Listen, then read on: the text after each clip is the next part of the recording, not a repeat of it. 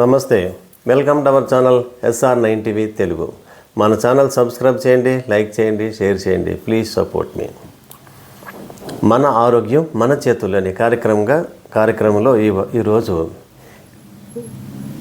మనిషి ఏ ఆహారం తీసుకుంటే ఆరోగ్యవంతంగా ఉంటాడు. మనిషికి మాంసాహారం మంచిదా, శాకాహారం మంచిదా, అంటే నాన్ వెజ్ మంచిదా, వెజిటేరియన్ మంచిదా? రెండూ మంచివేనా? రెండూ తీసుకుంటే మనిషి ఆరోగ్యంగా ఉంటాడు. ఇది చెప్పాలంటే ప్రకృతిలో జరుగుతున్నటువంటి కొన్ని విషయాలను చెప్పిన తర్వాత అప్పుడు మనిషి ఏం తినాలి, ఏం తినకూడదో తెలుస్తుంది మీకు. ప్రకృతి అంటే సృష్టి ప్రారంభమైనప్పుడు అడవుల్లో ఉన్నటువంటి జంతువులు ఉంటాయి కదా, అందులో ఆ జంతువులు కూడా రెండు రకాలు. కొన్ని జంతువులు మాంసాహార జంతువులు, కొన్ని జంతువులు శాకాహార జంతువులు. మాంసాహార జంతువులు అనగానే మనందరికీ తెలుసు, సింహము, పులి, నక్క, తోడేలు, ఇవన్నీ మాంసాహార జంతువులు. శాకాహార జంతువులు అనగానే ఏనుగు, అడవి దున్నలు, గేదెలు, గుర్రాలు, ఇవన్నీ జిరాఫీ, ఇవన్నీ శాకాహార జంతువులు. ఇవి రెండు కూడా బలమైనటివే. మాంసాహారం తిన్నటువంటి సింహము అడవికి రాజు, శాకాహారం తిన్నటువంటి చెట్లు, ఆకులు, పచ్చగడ్డిని తిన్నటువంటి ఏనుగు అడవులు అన్ని జంతువుల కంటే బలమైనటువంటి జంతువు. అంత బలం మరి మనం చూస్తున్న జంతువుల్లో ఇంకే జంతువుకు లేదు. మరి శాకాహారం బలమైందా, మాంసాహారం బలమైందంటే రెండూ కూడా అంతే. ఈ సింహం ఒక జంతువుని వేటాడుకున్నప్పుడు ఆహారాన్ని, మాంసాన్ని తిన్న తర్వాత వారం రోజుల వరకు మరి ఏ జంతువుని వేటాడదు, ఆహారం తీసుకోదు, విశ్రాంతి తీసుకుంటుంది.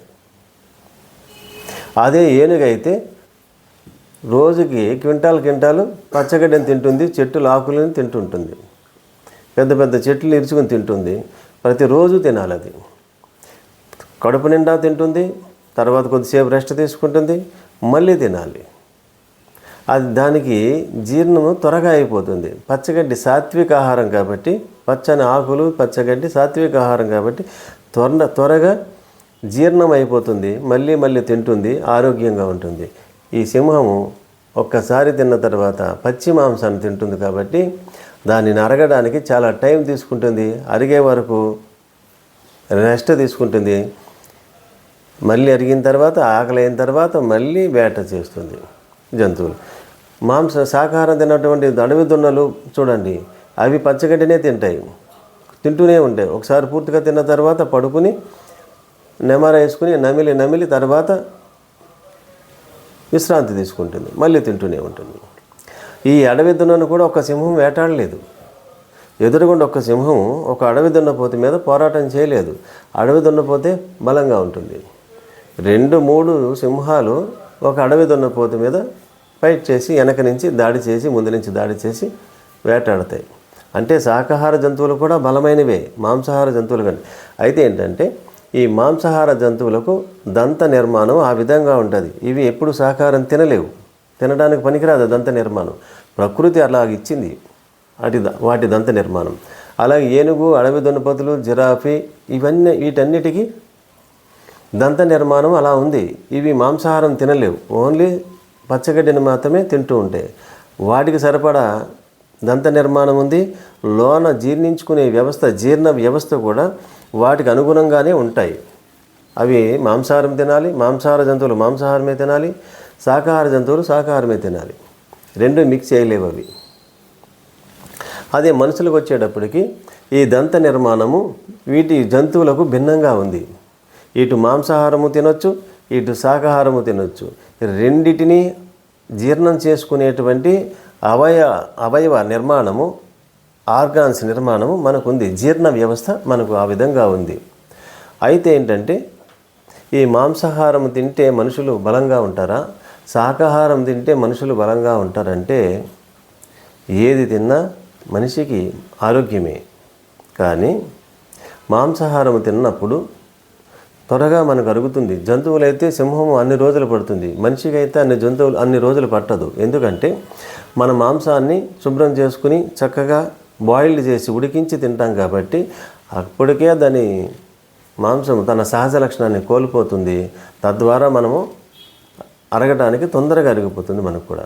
అయితే ఆ మాంసాన్ని తీసుకునేవారు మితంగా తీసుకోవాలి. అప్పుడు సంపూర్ణ ఆరోగ్యంగా ఉంటారు. అలాగే శాకాహారులు కూడా మితంగానే తీసుకోవాలి. ఒకేసారి పూర్తిగా తినకూడదు ఎప్పుడు కూడా. మరి రెండాటిలోని ఏది బలమైన ఆహారం అంటే మాంసాహారము ఖచ్చితంగా బలమైందే, అందులో ఏం సందేహం లేదు.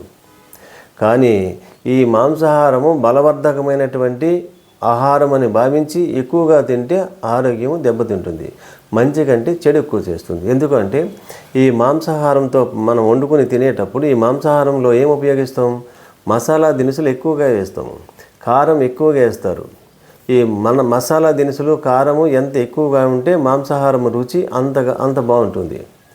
ఈ మాంసాహారము ఈ మసాలా దినుసులతో కూడినటువంటి ఆహారాన్ని మనం తీసుకున్నప్పుడు దాని ఎఫెక్ట్ దేని మీద పడుతుందంటే మన లివర్ మీద పడుతుంది.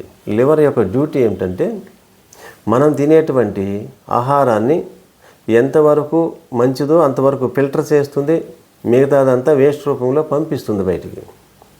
అది అలా చేయకపోతే ఈ మసాలాలు కారం ఎఫెక్ట్ డైరెక్ట్గా కిడ్నీస్ మీద పడి కిడ్నీస్ ఫెయిల్ అయ్యే ప్రమాదం ఉంది. అందుచేత మనము లివర్ మీద ఎక్కువ లోడ్ వేయకూడదు. ఆ లివర్ కూడా ఒక పరిమితి ఉంటుంది. మనం ఏదైనా చూడండి, మనం ఎంత బరువు మోయగలుగుతాం?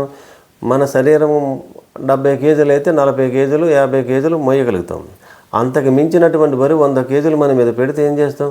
నడుమిరుగుతుంది లేదా కింద పడేస్తాం. అలాగే లివర్ కూడా అంతే. ఒక 20 గ్రాముల వరకు పనిచేస్తుంది అనుకోండి, మీరు 40 గ్రాములు తింటే ఏం చేస్తుంది? అది కూడా వదిలేస్తుంది. వదిలేస్తే ఏమవుతుంది? డైరెక్ట్గా కిడ్నీస్ మీదకి వెళ్ళిపోతుంది. అంచేత మితంగా తినటం మనం ఆరోగ్యంగా ఉంటాం. అది ఫిల్టర్ చేస్తుంది, మనల్ని కాపాడుతుంది, మన ఆర్గాన్ వ్యవస్థను రక్షిస్తుంది. ఈ మరి శాకాహారం కూడా మనలో ఉన్నటువంటి అలవాట్లను బట్టి తినాలి. శారీరకంగా కష్టపడే వాళ్ళు మాంసాహారం ఎంత తిన్నా పర్వాలేదు, అరిగిపోతుంది. ఈ ఆఫీసులో ఉండి వ్యాపారం చేసుకుంటే శారీరక శ్రమ లేకుండా పనిచేసేటువంటి ఉంటారు కదా, వారంతా ఎక్కువ వెజిటేరియన్ ఫుడ్ని తీసుకోవడం మంచిది. వారానికి 1-2 రోజులకి మించి మాంసాహారాన్ని తీసుకోవద్దు. ఈ మాంసాహారంలో B12 ఎక్కువగా లభిస్తుంది. అటువంటి వారికి B12 లోపం ఉండదు. ఈ శాకాహారం తినేటప్పటికీ ఇది కూడా మితంగానే తినాలి. మనలో ఉండేటువంటి ఆర్గాన్స్ ఒక్కొక్కరికి ఒక్కొక్క విధంగా ఉంటుంది. మన యాటిట్యూడ్ని బట్టి, మనం చేసేటువంటి శారీరక శ్రమను బట్టి, మనం చేసేటువంటి పనిని బట్టి, మన అలవాట్లను బట్టి ఈ శాకాహారం కూడా పనిచేస్తుంది. కొంతమందికి పులుపు పడదు. వారికి ఏం చేస్తుంది? గ్యాస్ ఫామ్ అయిపోతుంది. అప్పుడు పుల్లగా ఉన్నటువంటి పదార్థాలకు, పుల్లగా ఉన్నటువంటి ఫ్రూట్స్ జోలికి వెళ్లకుండా ఉండటమే మంచిది. లేదంటే గ్యాస్ ఫామ్ అయ్యి ప్రమాదం ఉంది. ఈ మాంసాహారం కానీ ఇది కానీ ఎక్కువగా తింటే ఏమవుతుందంటే, ఈ మాంసాహారం అతిగా తిన్న వారికి అరగాలంటే యాసిడ్స్ ప్రొడ్యూస్ కావాలి. ఈ యాసిడ్స్ ఎక్కువగా ప్రొడ్యూస్ అవుతాయి. ఎక్కువగా ఎప్పుడైతే ప్రొడ్యూస్ అవుతాయో ఆహారం అరిగిన తర్వాత ఈ యాసిడ్ మిగిలిపోతుంది, కొంత మన శరీరంలో ఉండిపోతుంది. ఈ ఉండిపోయినప్పుడు ఏం చేస్తుంది? మిగిలిన ఆర్గాన్స్ మీద ఎఫెక్ట్ పడుతుంది. తద్వారా అల్సర్స్ ఏర్పడతాయి. అదే మన గ్యాస్ అంటాం.